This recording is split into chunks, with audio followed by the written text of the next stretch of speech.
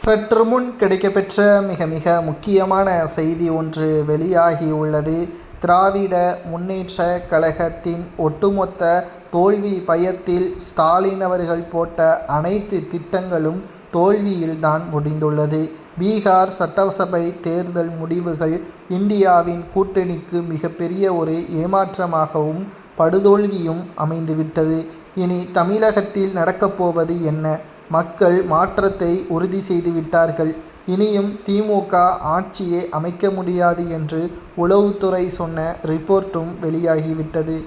தமிழகத்தில் மெகா பிரம்மாண்டமான கூட்டணி அமையப்போவதாகவும் இதனால் பாதிப்பு திமுகவிற்குத்தான் என்றும் தற்பொழுது தகவல்களை நம்மால் ஆதாரத்துடன் கூற முடியும். ஏனென்றால் 234 தொகுதிகளில் 65 தொகுதிகளுக்கு மேலாக தமிழக வெற்றிக் கழகம் வெற்றியடைந்தாலே போதும், தமிழகத்தில் ஆட்சி அமைக்கப் போவது யார் என்ற முடிவு வெளியாகிவிடும். சரி, திமுகவை மக்கள் புறக்கணிப்பதற்கு காரணம்தான் என்ன? முதலில் சொன்ன வாக்குறுதியை ஸ்டாலின் நிறைவேற்றவில்லை. மக்களை இழிவாகவும் தரைக்குறைவாகவும் பேசிய திமுகவின் அமைச்சர்கள் சொன்ன வாக்குறுதியை நிறைவேற்றவில்லை. குறிப்பாக மக்களின் பாதுகாப்பையும் உறுதிப்படுத்தவில்லை. கோபாலபுரத்தின் குடும்பத்தில் உள்ள நபர்களது சொத்துக்கள் உயர்ந்தது, அமைச்சர்களது சொத்துக்கள் உயர்ந்தது, எம்எல்ஏக்களின் சொத்துக்கள் உயர்ந்தது. ஆனால் மக்களின் வளர்ச்சி கேள்விக்குறியாக மாறியுள்ளது. இனியும் திமுக ஆட்சி அமைக்க வேண்டாம் என்று கூறியிருப்பதற்கு இதுதான் மிக முக்கியமான காரணம்.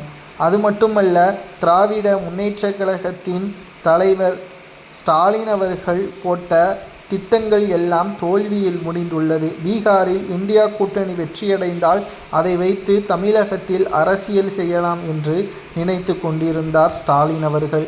ஆனால் காங்கிரஸோ அங்கு 6 இடங்களை மட்டும்தான் கைப்பற்றியுள்ளது. மீண்டும் நிதிஷ்குமார் தான் அங்கு முதல்வர். பாஜகவின் கூட்டணி ஆட்சியை அமைக்கப் போகிறது. தமிழகத்தில் இதே நிலைமை உருவாகிவிடுமோ? ஸ்டாலின் திட்டம் பீகாரில் தோல்வியடைந்தது போல் தமிழகத்திலும் தோல்வியடைந்துவிடுமோ என்ற ஒரு அச்சத்தில் ஸ்டாலின் அவர்கள் இருக்கிறார்.